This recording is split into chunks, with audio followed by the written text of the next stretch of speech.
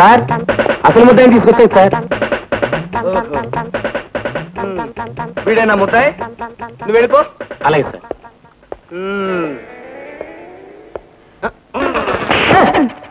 నేనేం తప్పు చేశానండి? తప్పేమిటో చెప్పకుండా ఇలా ఉతికేయడం ధర్మం కాదు. ప్రేమికుల జీవితాలకి మంగళహారతి పాఠం ధర్మంగా ఉందా? మీ మేనగోడలు రాధా ఎదురింటి ప్రభుతో పాపం ప్రేమలో పడిందని తెలిసి కూడా వేరే సంబంధం చూడటం ధర్మంగా ఉందా? వాళ్ళిద్దరి ప్రేమ సంగతి ఏమీ తెలియని వెర్రి పప్పనంటావు. రే, మర్యాదగా అడిగితే ఎవరు చెప్తాడ్రా? కొట్ట ముందు ఏడుస్తావేట్రా? అంటే మా డిపార్ట్మెంట్ భయపెడతావా? చంపేస్తాను రే, తోలు తీసేస్తాను. రాధకి ప్రభుకి హిచ్చికా గారితో పాటు మా డిపార్ట్మెంట్ అంతా సాయం చేస్తుంటే పాలకంలో పుడకలు అడ్డుపడతావా? పైగా రాధకి వేరే సంబంధం చూస్తారని చాడుక్య సేవలు చేస్తావా? తెలియక చేసిన అపరాధం క్షమించండి. ఆ ప్రేమికులిద్దరికీ మీ డిపార్ట్మెంట్ దన్నున్నదన్న విషయం ఈ క్షణ వరకు నాకు తెలీదు. ఒట్టు. అయితే క్షమించేశాం. మా హిచ్చికా గారు నీకు అంతో ఎంతో బుర్రుందని చెప్పారు. ఆ ఇద్దరు ప్రేమికులు ఒకటయ్యే మార్గం ఏమిటో చెప్పు, సలహా చెప్పు.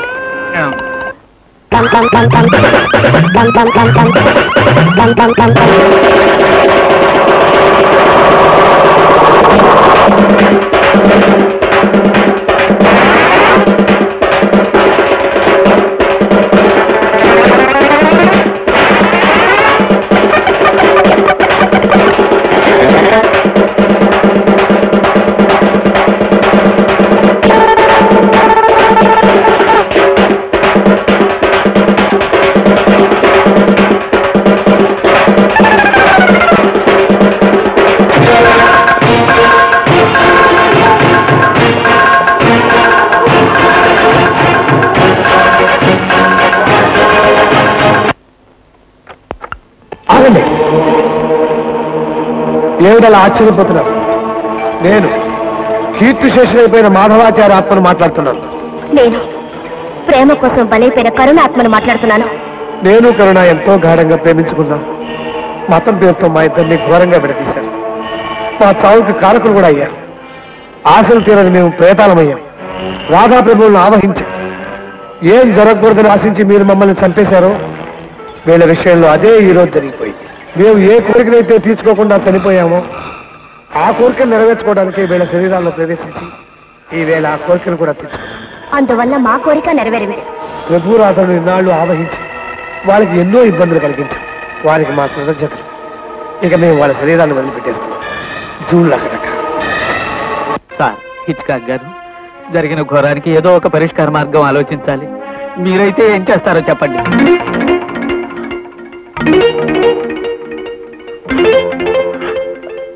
తప్పెవరిదైనా జరిగిందేదో జరిగిపోయింది. నేను ఆడదాన్ని. నా జీవితం పాడు చేయొద్దు. నన్ను పెళ్లి చేసుకో ప్లీజ్. ఈ పెళ్లి ఒప్పుకో.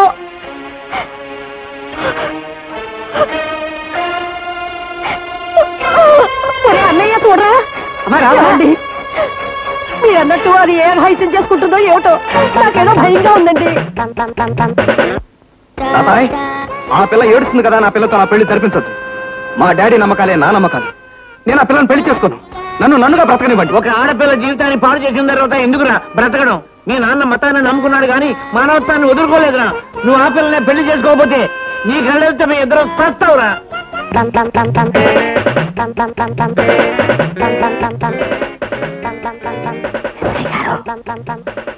ఎస్ఐ గారు, మీరు నన్ను అపార్థం చేసుకున్నారు కానీ ఎలా ఉంది నా యాక్షన్? చెప్తా ఉండు. సీను మధ్యలో ఎవడని వస్తాడా? తప్పైపోయింది, క్షమించండి. సీన్ అయిపోయిన తర్వాత వస్తాను.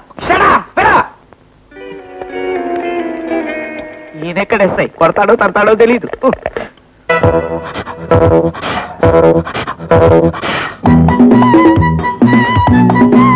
అమ్మో,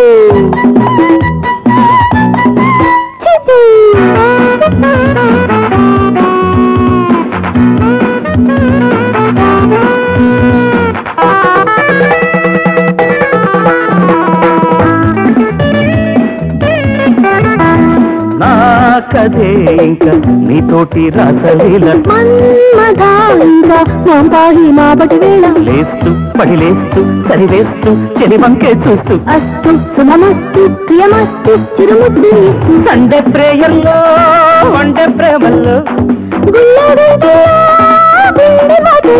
పండుగ గీతే కాశ్మోరా కౌగిలికొస్తే పండోరా అల్లరి చేయకు బజ్జోరా ఊళ్ళో వేయకు దండోరా హుర హుర హురే లకుమురే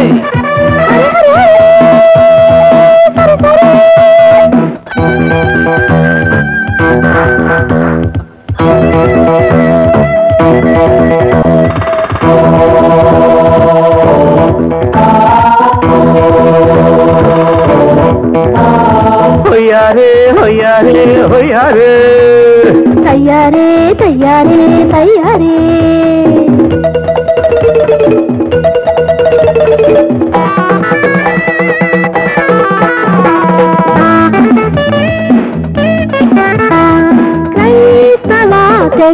కయ్యాలు పెంచొద్దింకా వైష్ణవీయగ నామాలు పెట్టొద్దింకా ఏవన్ నవజీవన్ బృందావన్ జగ నువ్వేనంట ఆమెన్ మన ప్రేమన్ ఒక కామన్ కథ చెయ్యొద్దంట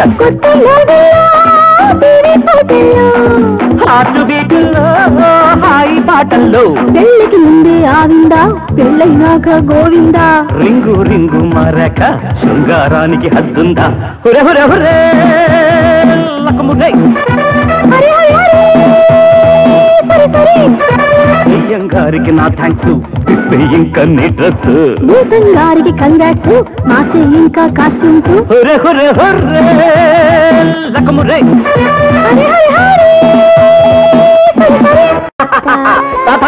హ్యాపీస్ ఈ హ్యాపీస్ కారణం నువ్వే ఈ హ్యాపీస్ టైంలో నువ్వు హ్యాపీస్ గా ఉండడం నాకు చాలా పరామర్శ వచ్చిన ఎంత బూత్ సలహా చెప్పానో చూసారా? నమస్కారం గురూజీ. నమస్కారం బాబు. ఏంట్రా ఈ హ్యాపీస్ అన్ని చేసింది నువ్వా? ఈ ప్లాన్ అంతా అమలు పరిచింది ది గ్రేట్ లొట్టిపేటల పట్టాభిరామయ్య. ఎస్ఐ బ్రాకెట్ లో బియ్యే. యూనిఫామ్ విప్పేసి సివిల్ డ్రెస్ లో నేను చేసిన ఘనకార్యాలన్నీ ఒక్కొక్కటి చెప్తాను. నంబర్ 1, వీళ్ళిద్దరిలో దెయ్యాల గొడవ లేపింది నేను. నంబర్ 2, ఈ మందు చెంచాగాన్ని స్టేషన్ కి పిలిపించి 4 తగిలించి మన ప్లాన్ లోకి లాగింది నేను. అండ్ నంబర్ 3, వీళ్ళిద్దరూ శారీరకంగా ఏకం కాకపోయినా ఏకమయ్యారన్నంత బిల్డప్ ఇచ్చి ఊరు పోగేసి నమ్మించింది నేను. అదే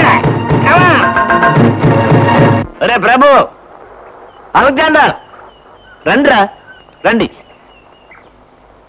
అదిగో చూడండిరా రంగాచారి తలుపు తాళం వేసుకుని వెళ్ళిపోయాడు. తులసి కోట మనకు కనపడకూడదని కాబోలు దాని ఛాయలు కూడా లేకుండా చేసేసాడు.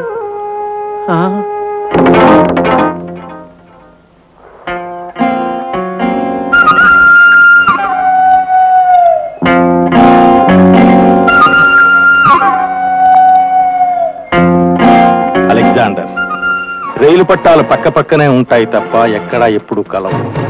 అలాగే మనం ఎంత స్నేహితులమైనా మన మతాల మీద విశ్వాసం ఉన్నవాళ్ళం మనము కలవలేము. మన పిల్లల పెళ్లి కన్నా మా ఆచార వ్యవహారాలే మాకు ఎంతో ముఖ్యం. మా అమ్మాయి జీవితం మీ వాడి పాల్పడకుండా సురక్షితమైన స్థలంలోకి పారిపోతున్నాను. రంగాచారి. సురక్షిత స్థలమా?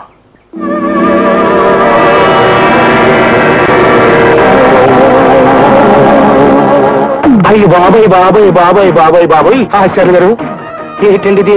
సకుటుంబ బంధుమిత్ర సపరివార సమేతంగా వచ్చేశారు. మళ్ళీ నాకు పెళ్ళైనంత సంబరంగా ఉంది. తమరు నాకు సహాయం చేస్తారన్న ఆశతో వచ్చాను. ప్రస్తుత పరిస్థితుల్లో నాకు నా కుటుంబానికి తలదాచుకోవడానికి ఇంత ఆశ్రయం ఇస్తే మాకు కొండంత అండ దొరికినట్టు అవుతుంది. అదేంటండి బాబు? మరేం లేదండి, నాకు మా ఎదుటింటి అలెగ్జాండర్కి గొడవలు వచ్చి ఇల్లు ఖాళీ చేయాల్సి వచ్చింది. రాములూరికి ఆంజనేయులూరికి ఫైటింగ్ అయిన ఈ దేశంలో ఆచార్యులు గారికి అలెగ్జాండర్కి ఫైటింగ్ రాట్లో ఎంతేటుంది? సపోజ్ ఇప్పుడు ఆ పరమేశ్వరుడు మిమ్మల్ని చేర్చాల్సికే చేర్చాడు. మన అవుట్ హౌస్ ఖాళీగా ఉందండి. మొన్నే కదండి తల్లి పిల్ల ఖాళీ చేసి టోపీ బజార్కి వెళ్ళారు. మంచి రాజాని ఇల్లండి. మరి ఇంకేట్రా ఆశాలు గాని లోపలికి తీసుకెళ్లి వాళ్ళ సామాన్ లోపలెట్టించేయి. బాబు ఎవరండి నువ్వు?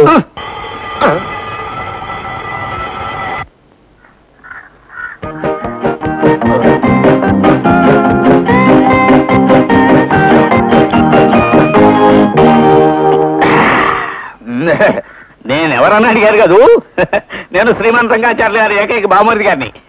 పెట్టా మందే లోపల పెట్టిందటి.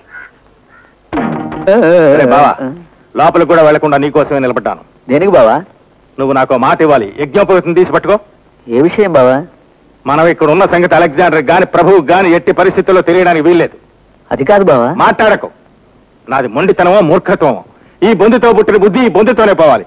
వాళ్ళకి చెప్పాలని గాయత్రి సాక్షిగా ప్రమాణం చేయి. సరే, గాయత్రి సాక్షిగా ప్రమాణం చేసి చెబుతున్నాను. నా నోటితో ఈ విషయం వాళ్ళిద్దరికీ చెప్పను.